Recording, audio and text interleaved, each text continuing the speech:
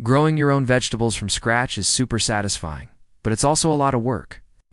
So to speed up the process, let's grow some fast-growing vegetables like cucumbers.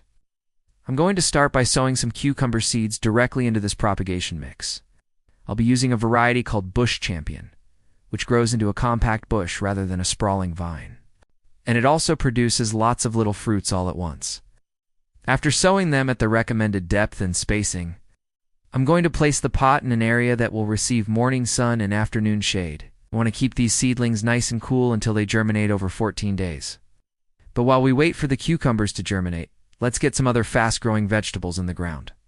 A great option for vertical gardens is scarlet runner beans. I've got mine growing up this obelisk, but before I plant them, I'm going to soak the beans overnight.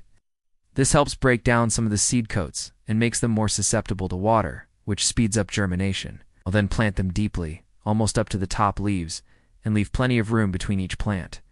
Once established, they should produce non-stop until the first frost. Another vegetable that grows quickly is summer squash. These plants can go from seed to harvest in just 45 days.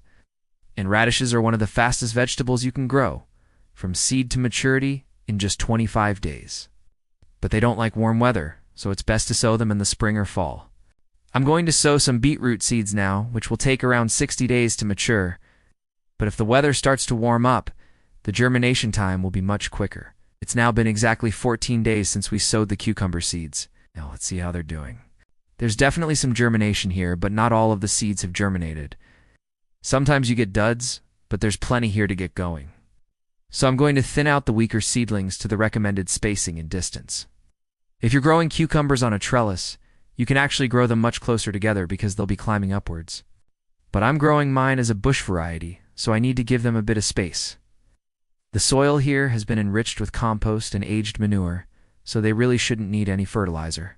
Just like that, we now have all of our vegetables in the ground. It's now time to water them in. I'm using a watering can with a fine rose to make sure that the water is nice and gentle. Water is the most important thing for your plants, so make sure you always provide enough. Now it's time for a very important step, mulching. Mulch helps retain moisture in the soil, suppresses weeds, and keeps the soil nice and cool. It's super easy to make mulch from stuff that would otherwise be going to waste, like these cardboard boxes. I'm going to cut them up, place them around the plants, and then add a layer of wood chips on top. The cardboard will break down over time and add nutrients to the soil. Weeding is another essential part of plant maintenance. Weeding by hand is the most effective way to remove them all, but you do need to stay on top of it. Otherwise, the weeds will take over.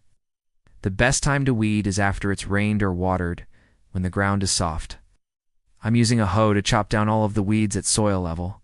Make sure you get all of the foliage, otherwise they'll just grow back. Finally, it's time to harvest some of these vegetables. The first ones ready are the radishes. I'm just going to pull out a few of the largest ones and leave the smaller ones to keep growing. Radishes are a root vegetable, so you eat the whole thing. I'm going to wash them and then enjoy them raw as a snack. The best thing about growing your own vegetables is that you know exactly what has gone into them. No pesticides, herbicides, or fungicides. Just pure, fresh goodness. The cucumber harvest is also looking promising, so I'll pick a few of the smaller ones today and leave the larger ones to keep growing.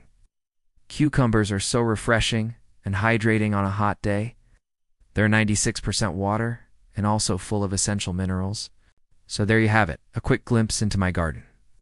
I hope you enjoyed this fast-paced video. If you did, please hit the like button. I'll catch you later.